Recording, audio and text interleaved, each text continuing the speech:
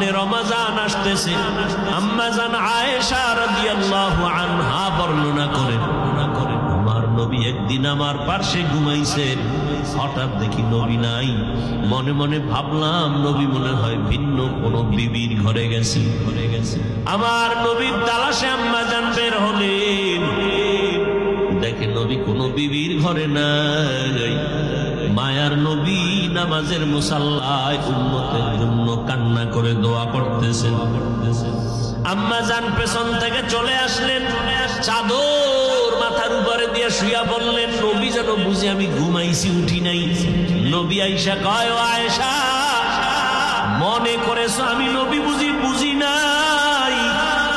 না, তুমি তোমার বাবা আবু বকরের মতো আমাকে মনে করিও না।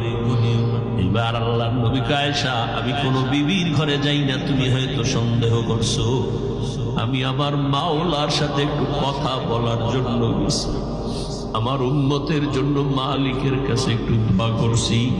কারণ জানুনি রে আয়েশা, আজকের রাত্রটা বড় বরকতের রাত, লাইলাতুন নিসফি মিন শাবান, শাবানের মধ্যরাত, যেটাকে লাইলাতুল বারাত বলে আমরা সচরাচর ভাষায় বলি শবে বারাত।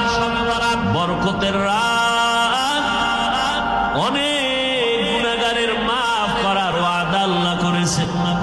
খবরদার, শবে বরাত যারা নাই বলবে, লাইলাতুন নিসফি মিন শাবান নাই যারা বলবে, তারা বাতিল, তাদের ধোঁকায় বরবাদ।